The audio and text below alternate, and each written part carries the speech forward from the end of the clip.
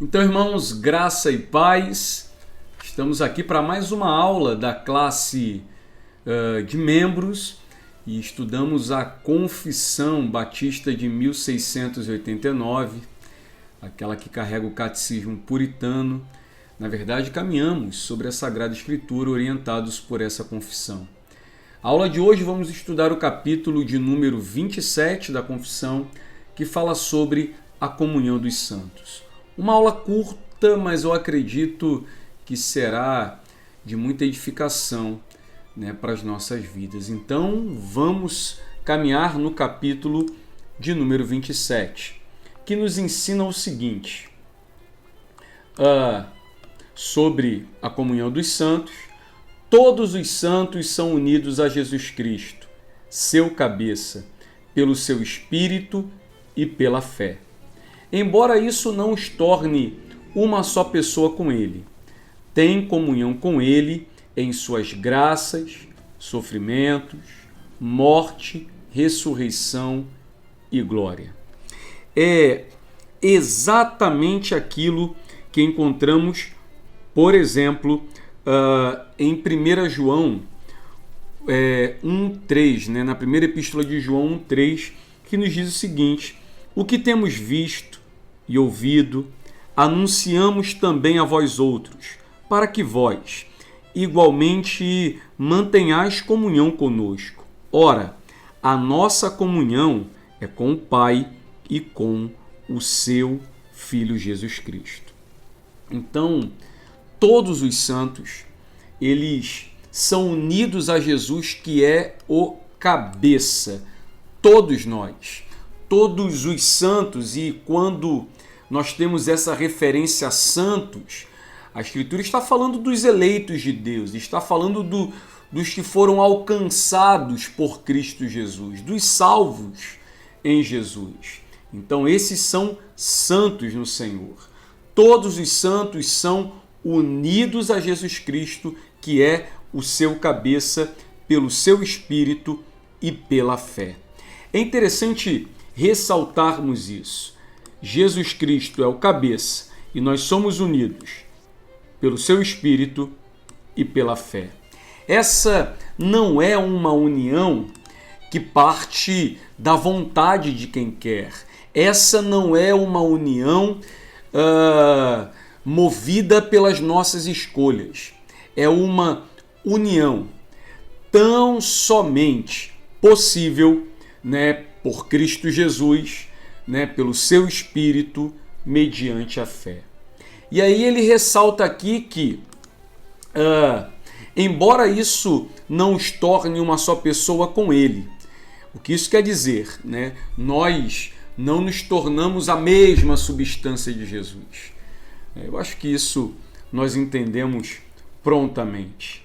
Mas aí ele continua dizendo: tem comunhão com ele em suas graças, sofrimentos, morte, ressurreição e glória. Eu entendo que quando nós olhamos, por exemplo, a Efésios capítulo 3, versículo 16 e 17, a Escritura fala aqui: para que, segundo a riqueza de sua glória, vos conceda que sejais fortalecidos com poder, mediante o seu Espírito no homem interior.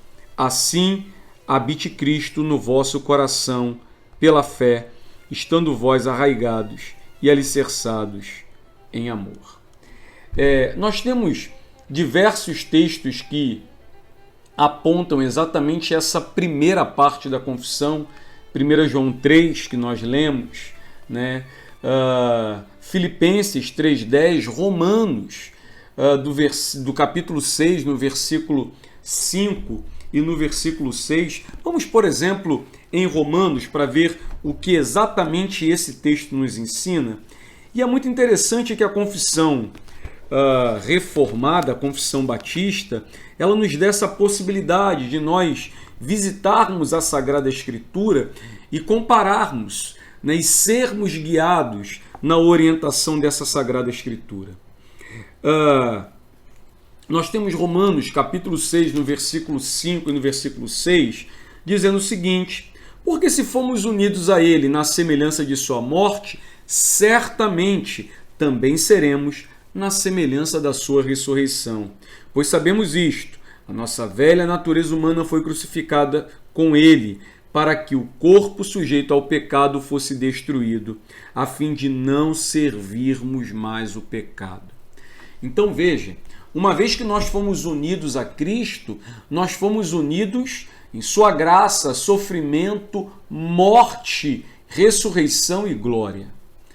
É importante destacarmos, por exemplo, a palavra sofrimento, porque uma vez que o nosso Senhor e Mestre sofreu, nessa caminhada nesse mundo tenebroso, certamente nós sofreremos acusações, perseguições, e é bom que estejamos firmes no Senhor. E aí o texto, então, ele continua, né? Eu grifei aqui a palavra sofrimentos.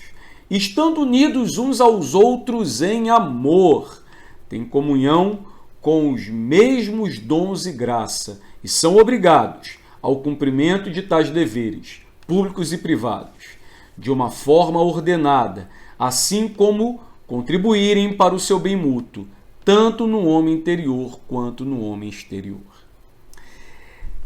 É muito interessante meditarmos, né, nas palavras da confissão, que nos apontam o caminho da vida cristã, claro, centrado na Escritura.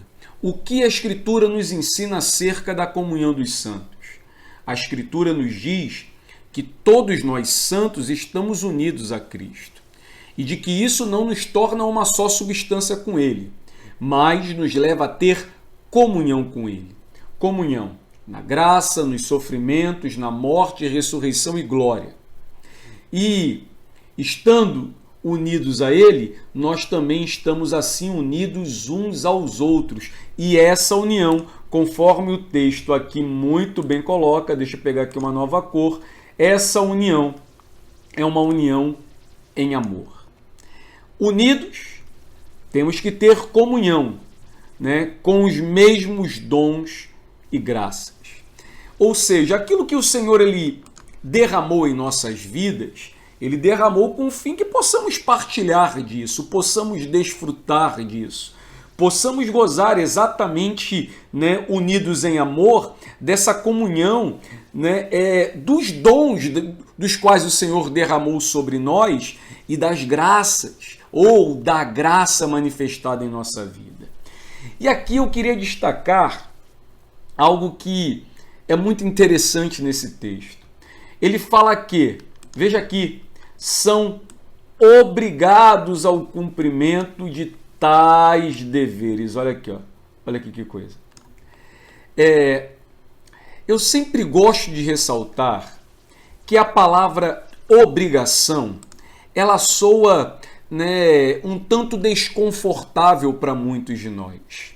Muitos de nós não queremos reconhecer que temos obrigações. Muitos de nós não queremos reconhecer, né, que nós somos, uma vez unidos a Cristo, justificados pelo Senhor, que nós temos deveres, que nós temos obrigações a cumprir. Muitas obrigações, por sinal, a cumprir. Obedecer a Cristo, né? Todo dia tomar a nossa cruz e segui-lo, negando-se a si mesmo. Esse é um dever cristão. Eu gosto de ponderar sobre isso da seguinte maneira.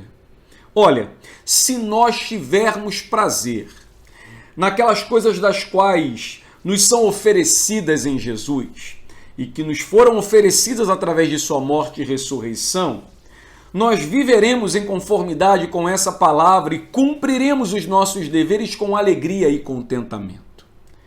De modo que, se nós não entendermos o valor disso, se não compreendermos o valor disso, certamente esses deveres, eles se tornarão pesados a nós.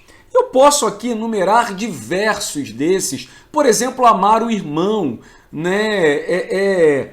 Estar nos cultos, celebrar ao Senhor, né? Fazer o culto doméstico, perdoar, né? Caminhar, né, 2 milhas quando nos mandam caminhar uma, entregar a outra face. Tudo isso será pesado se nós não entendermos o valor sacrificial da morte de Jesus por nós. E que essa morte, né, ela resulta sim em restauração, justificação, regeneração e, consequentemente, exige de nós resposta dos bens recebidos. E entre esses está, por exemplo, amarmos uns aos outros, né? Compartilharmos dos dons e graças que recebemos. Estamos sim, né, temos o dever, estamos sujeitos a cumprir tais deveres, tais obrigações, seja nos meios públicos, seja nos meios privados. Nos meios públicos, por exemplo, honrando os nossos irmãos dentro da comunidade e fora dela. Nos meios privados, honrando os nossos irmãos, né, que estão mais próximos de nós e que, por exemplo, nós nos relacionamos com eles diariamente. Os irmãos que habitam dentro da nossa própria casa, né? Esposa, filhos, marido, enfim. E veja que ele vai continuar dizendo que isso deve ser feito de uma forma ordenada, assim como contribuírem para o seu bem mútuo. Quando nós visitamos, por exemplo, Romanos capítulo 15, ele fala que nós devemos, né, servir o nosso irmão com aquilo que é bom para a sua edificação. Então, no que diz respeito a servir uns aos outros, e isso envolve servir uns aos outros naquilo que é bom para a edificação de uns dos outros, para o bem mútuo, tanto do nosso irmão quanto o nosso próprio bem. Eu ressalto aqui uma questão de que, se você já teve a oportunidade de tornar-se um instrumento de Deus para a vida de alguém, em ser usado a fim de orar por alguém, de socorrer alguém, de ajudar alguém, você deve reconhecer que isso traz um gozo maravilhoso no coração. O fato de podermos ser instrumentos de Deus para abençoar o nosso irmão, para edificar o nosso irmão, para fazer o nosso irmão crescer, isso é uma bênção grandiosa, né? Maravilhosa, que uma vez que nós fazemos o bem ao nosso irmão, nós também somos abençoados, né? Abençoados com a paz, abençoados com o gozo da satisfação de termos sido usados por Deus para o bem do nosso irmão, né? Talvez você tenha sido, né, usado para dar um conselho, para intervir numa situação e aquela situação deu certo, embora possa não ter existido algum tipo de reconhecimento, você se alegra no Senhor por isso, né? Se alegra por ter sido usado como um instrumento de Deus para abençoar o outro, né? Uma vez que nós abençoamos, nós somos, né, naturalmente também abençoados. E ele aqui se refere tanto no homem interior quanto no homem exterior. Tá? Podemos aqui, por exemplo, visitar Gálatas, capítulo 6, versículo 10. Eu estou aqui abrindo os textos aqui na hora para compartilhar com você. Gálatas 6,10 diz o seguinte: assim, enquanto temos oportunidade, façamos o bem a todos, principalmente aos da família da fé. Façamos o bem a todos. Partilhemos o bem, porque fomos salvos, lavados, remidos para esse fim. Então aqui avançamos ao ponto 2, que diz o seguinte: os santos, por meio da profissão de fé, são, olha aqui a palavra, obrigados a manter uma santa associação e comunhão no culto de Deus e na realização de outros serviços espirituais, que tendem à sua mútua edificação. Perceba aqui, ó, mútua edificação, bem mútuo aqui, mútua edificação. Como também no alívio de uns aos outros em coisas materiais, de acordo com suas diversas capacidades e necessidades, em conformidade com a norma do Evangelho.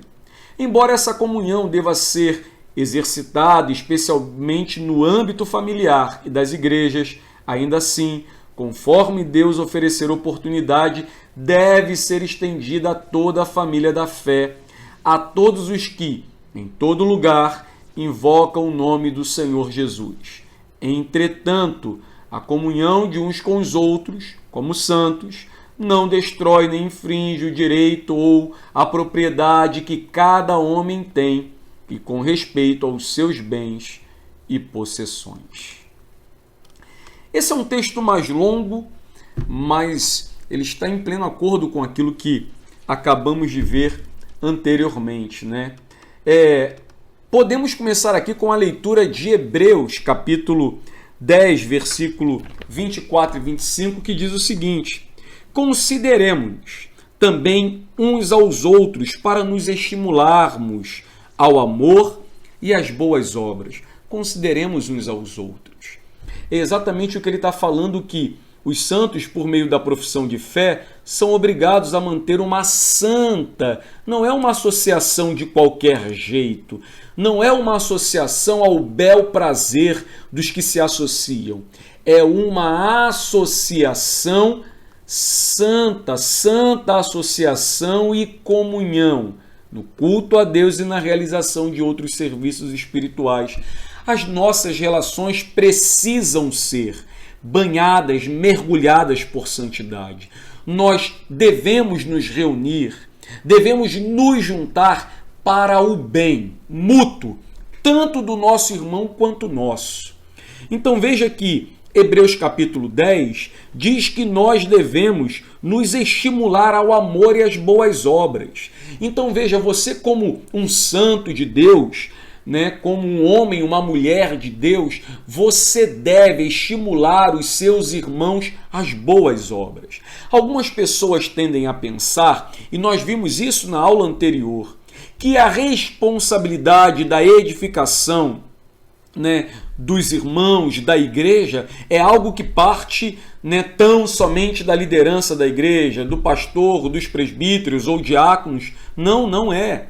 A edificação da igreja é algo que parte de cada membro da igreja de Deus. É algo que tem, né, que cada membro dessa igreja, que cada santo de Deus tem responsabilidade em fazer, em edificar um ao outro, né, em consolar um ao outro. Então nós temos, por exemplo, na confissão, que nos dirige ao texto sagrado, que estamos aqui em Hebreus 10, que nos diz que devemos nos estimular ao amor e às boas obras. Então, sim, você como um santo de Deus deve estimular o seu irmão, que talvez está triste, desanimado, enfraquecido, a ele viver de modo digno do Evangelho.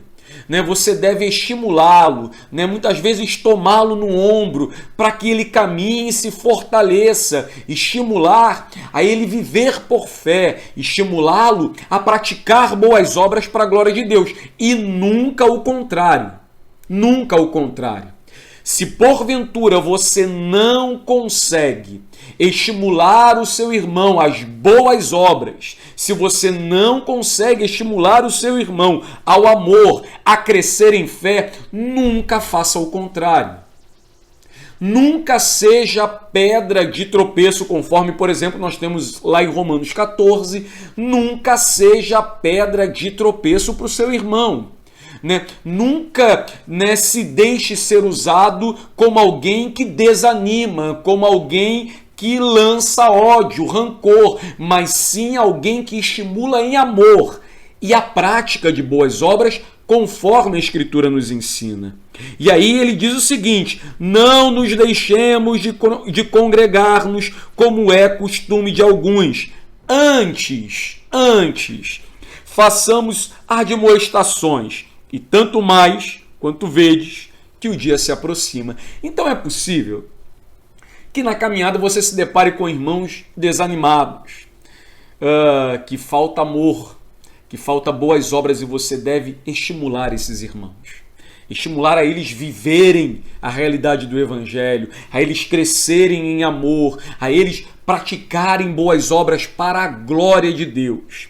E aí, em segundo lugar, devemos também estimular esses irmãos a não deixarem de se congregar. Irmão, cultuar a Deus é um privilégio que temos e nós não podemos negligenciar esse privilégio, e nós também já aprendemos isso há aulas atrás. Então, os santos, por meio da profissão de fé que fazem, são obrigados. Nós temos o dever, a obrigação de manter uma santa associação e comunhão no culto a Deus e na realização de serviços espirituais que tendem à sua edificação mútua. Tudo que fazemos é para edificação, tanto dos nossos irmãos quanto a nossa própria. Como também no alívio de uns aos outros em coisas materiais. Irmão, não retém aquilo que Deus colocou na sua mão. Talvez você olhe para a sua casa e você tenha algo que você possa se deixar usar como um instrumento para a vida de alguém. Então, seja usado. Ajudar aos outros, socorrer aos outros é um privilégio. É normal que nos dias em que vivemos as pessoas queiram ser abençoadas, as pessoas queiram receber algo de Deus, mas precisamos lembrar que mais bem-aventurada coisa é dar do que receber. Então, ter para dar, socorrer, é um privilégio, irmãos. Então, se Deus tem abençoado a sua vida, socorra, abençoe. Se Deus tem te dado condição, faça boa administração dos seus recursos, que você possa cumprir com os seus deveres para a congregação, a Igreja Santa de Deus, mas também que você tenha recurso para sempre socorrer a quem precisa, que você possa se tornar um instrumento de Deus para socorrer pessoas, como ele vai muito bem dizer, seja no âmbito familiar, no âmbito da igreja, quanto pessoas distantes, por exemplo, missionários, pastores, irmãos que estão distantes e precisam de ajuda. Isso é uma bênção. É muito bom que possamos administrar aquilo que temos recebido de Deus a ponto de sempre podermos abençoar a quem precisa. Como a Escritura nos ensina, dar a quem nos pede. É uma grande bênção. E aqui, no final, ele faz uma ressalva que é algo muito interessante. Ele diz o seguinte: entretanto, a comunhão de uns com os outros, como santos, não destrói nem infringe o direito ou a propriedade que cada homem tem com respeito aos seus bens e possessões.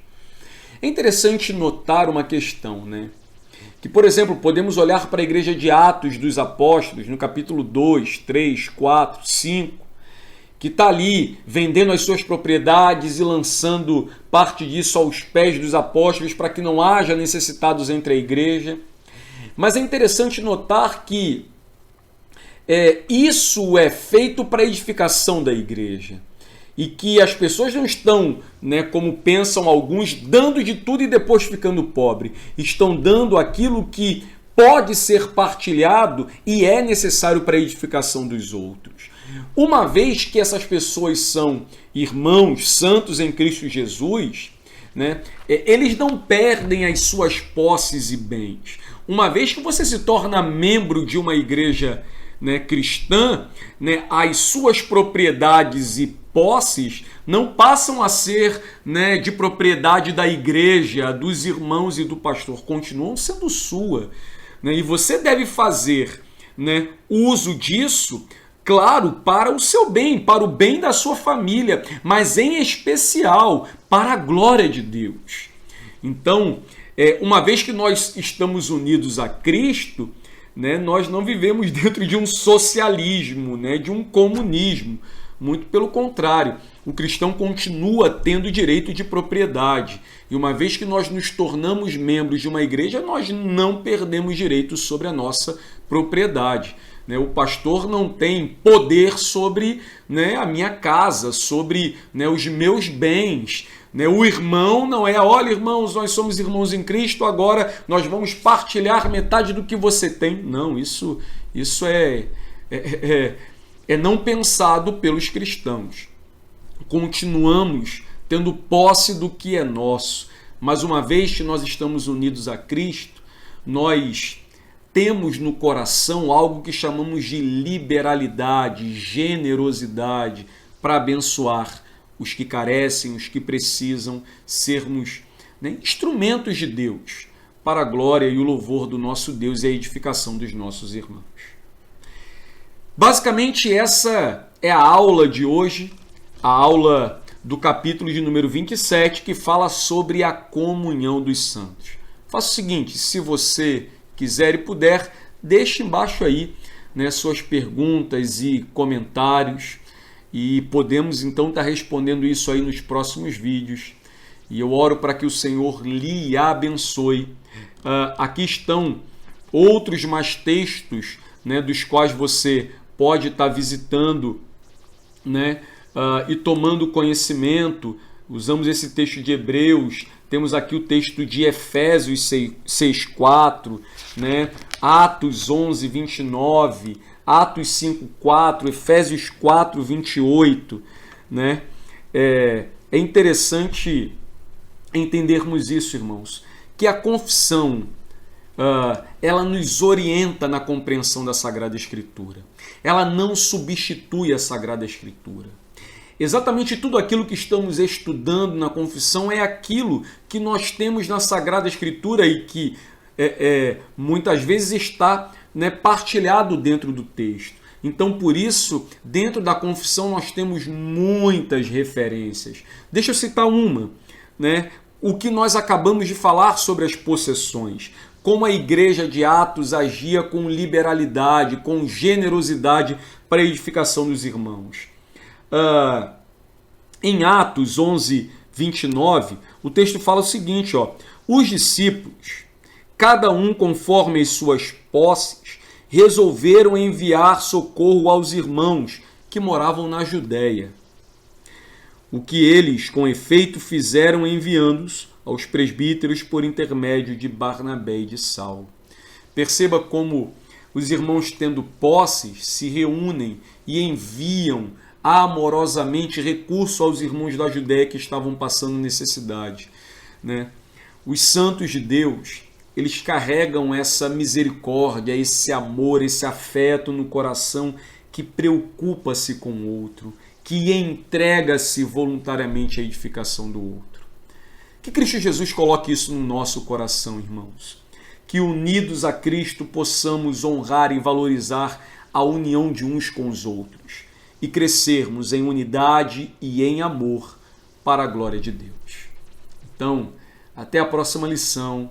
Um forte abraço. Tchau, tchau.